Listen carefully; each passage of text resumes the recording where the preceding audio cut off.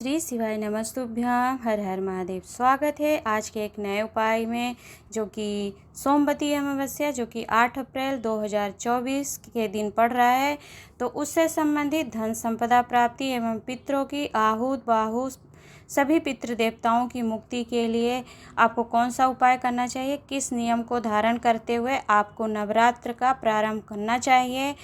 नवरात्र प्रारंभ के एक दिन पहले जो अमावस्या तिथि है, यदि आप एक उपाय कर लेते हैं तो फिर आपको वर्ष भर पितृ नहीं सताते हैं, पितरों का आशीर्वाद प्राप्त होता है, धन संपदा आदि की प्राप्ति होती है और दुख कष्ट से निवारण हो जाता है आपका। क्योंकि सोमवार के दिन की अमावस्या तिथि पड़ रही है, तो सोमवार की अमावस्या तिथि सोमवती अमावस्या कहलाती है, जो कि अपने आप में ही बहुत ही पावन पवित्र एवं कामनाओं को पूर्ण करने वाला दिन होता है। सारी अमावस्याओं में शनिचरी अमावस्या और अन्य दिनों में पड़ने वाली अमावस्या से भी प्रबल अमावस्या सोमवती अमावस्या होती है। तो इस दिन का बहुत महत्व है, तो पूरा वीडियो अंत तक जरूर सुनिएगा, देखिएगा। चैनल पर पहली बार आए हैं तो चैनल सब्सक्राइब कर लीजिएगा और ऐसी महत्वपूर्ण एवं आवश्यक जानकारी और लोगों तक पहुंचाते रहिएगा। तो देर नहीं करते हैं, चलते हैं, हम अपने उपायों को जानेंगे। और सबसे पहले मैं आपको सोमवती अमावस्या का महत्व बताना चाहूँगी। आप स्क्रीन पर देखेंगे कि तुलसी माता की परिक्रमा करी जाती है। तो जब भी सोमवार के दिन की अमावस्या तिथि पड़ती है, तो उस दिन सारे ग्रह चंद्रदेव के साथ मिलकर शंकर भगवान की आराधना में डूबते हैं। तो उस दिन यदि आप दान पुण्य सत्कर्म करते हैं तो आपके जो पितृ देवता होते हैं, आहूत बाहूत, उन सभी को प्राप्त हो जाता है, जिससे ये तीनों तर जाते हैं और तीनों का आशीर्वाद आपको प्राप्त होता है।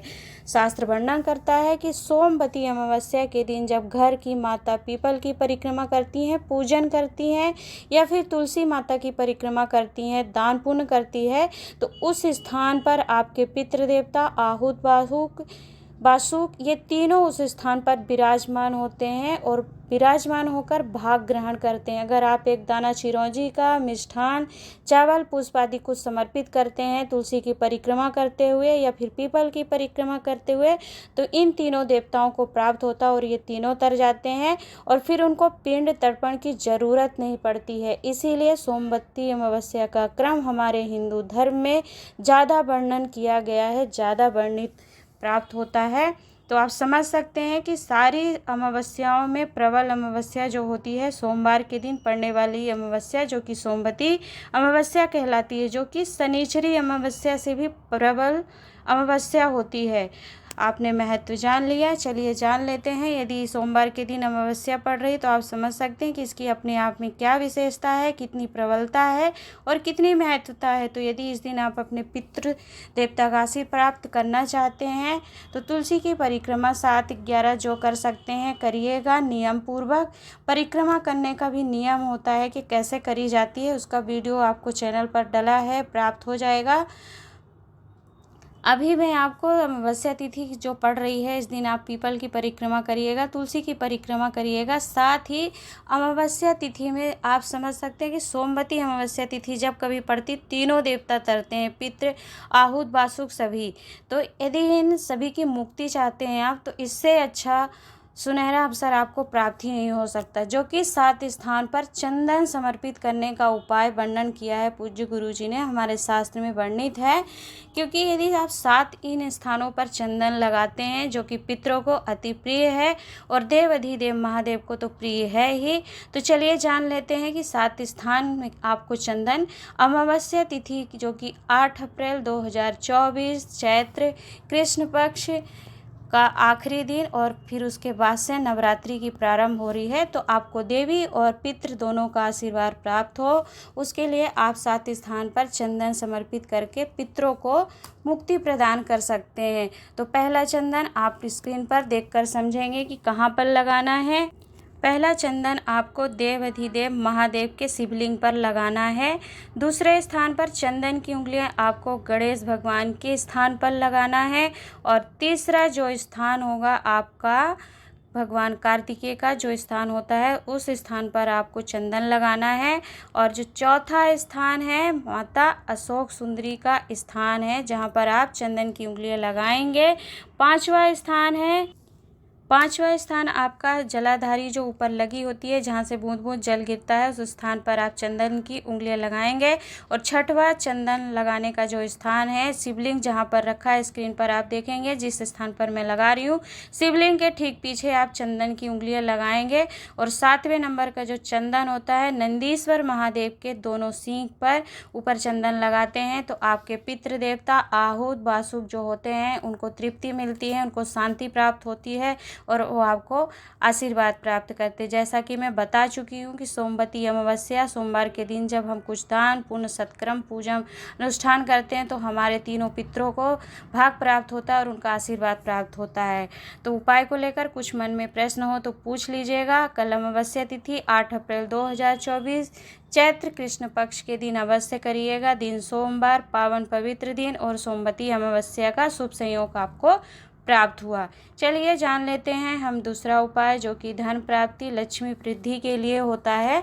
तो अमावस्या तिथि के दिन आपको स्क्रीन पर देखेंगे कि एक कटोरी लेकर के उसमें चावल भर लेना है। कटोरी में चावल भरकर एक छोटा सा आप कपूर का टुकड़ा ले लीजिए। यह उपाय आप अमावस्या की रात्रि में करेंगे। और 7 स्थान पर चंदन लगाने का जो उपाय है, आप सुबह या शाम जब आपको लगे, आप श्रेष्ठ समझें, आपको समय प्राप्त हो जाए, उस समय पर आप इस उपाय को कर सकते हैं। चंदन लगाने वाला उपाय आप सुबह भी कर सकते हैं और शाम को भी कर सकते हैं, परंतु जो कपूर वाला उपाय है आपको स्क्रीन पर जो आप देख रहे हैं कि अमावस्या तिथि की रात्रि में कपूर आपको रखना है, तो रात्रि में रख दीजिएगा। जब सभी सदस्य आपके परिवार के घर में आ जाएं, उसके बाद आप क्या करिएगा, एक कटोरी में चावल ले लीजिएगा और उसके ऊपर एक कपूर का टुकड़ा रखिए और टुकड़ा रख करके इस कटोरी को आप पूरे घर में घुमा लीजिए। अपने पितरों का स्मरण करिए, अपना नाम गोत्र बोलते हुए, और उनसे क्षमा याचना करिए आप कि अगर हमसे कुछ गलती हुई है, हम आपको कोई भाग प्रदान नहीं कर पाए हैं, तो आप हमें आशीर्वाद दीजिए और हमारे घर को दुख कष्ट का निवारण हरण करते हुए आशीर्वाद प्रदान करिए। ऐसी कामना करते हुए इस कपूर की कटोरी को, चावल वाली कटोरी को आप द्वार की चौखट पर रख दीजिए और पूरा रात्रि यह कटोरी रखा रहेगा। जब सुबह आप उठेंगे, अर्थात 9 अप्रैल की सुबह में जब आप उठेंगे, तो सर्वप्रथम क्या करेंगे, आप चाहें तो स्नान करके भी कर सकते हैं या फिर अपना मुंह धो करके आप सबसे पहले द्वार में जाने से पहले ही कर लेना है आपको। अर्थात कोई बाहर व्यक्ति ऑफिस के लिए नहीं जाता, उससे पहले आपके यह कपूर जल जाना चाहिए। तो यदि आप नहा कर करना चाहते हैं तो श्रेष्ठ है, और नहीं भी कर पाते तो मुंह धुल करके आप द्वार पर जाइए और जो आपने ये कपूर रखा है कटोरी के ऊपर, उस कपूर को जला दीजिए। और कपूर को जला देंगे आप तो उससे क्या होगा, क्योंकि कपूर और चावल जो होते हैं हमारे पितरों का भाव होता है, इसमें सफ़ेद होता है और देवी माँ को कपूर अति प्रिय होता है। तो यदि आप अमावस्या तिथि के दिन कटोरी में कपूर रखते हैं और चावल को रख करके फिर उस कपूर को आप जला देते हैं, तो उससे क्या होता है कि अगर पितृदोष के कारण पितृ आपको कष्ट दे रहे होते हैं, काम नहीं हो रहा होता है, चावल की कटोरी आपने अमावस्या के दिन रखी और वो पूरी रात रखा रहा और कपूर जब एकम को जलाया तो वो नवरात्र चालू हो गया, अर्थात पितृ और देवी का जब आशीर्वाद प्राप्त होता है तो लक्ष्मी की वृद्धि होने लगती है, कार्य में सिद्धता होने लगती है। इसीलिए ऐसा हमारे शास्त्र वर्णन करते हैं कि पितरों के जाने के बाद घर में साफ सफाई करी जाती है, तब नवरात्र का प्रारंभ देवी माँ के साथ होता है, उनके आशीर्वाद से होता है। क्योंकि जहाँ पर पितृ का स्थान होता है या उनका भाव होता है, वहाँ पर देवी माँ प्रवेश नहीं करती हैं, ऐसा हमारे शास्त्रों में वर्णन प्राप्त होता है।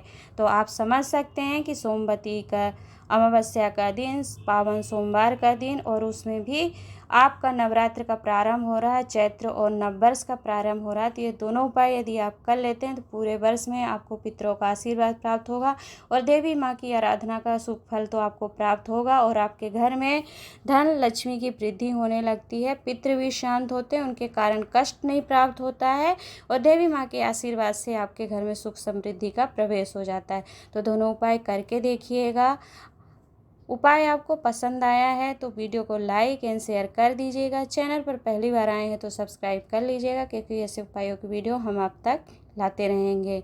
तो चलिए आज के लिए इतना ही, मिलते हैं हम एक नए उपाय के साथ, नए वीडियो के साथ। तब तक के लिए हर हर महादेव, जय माता दी।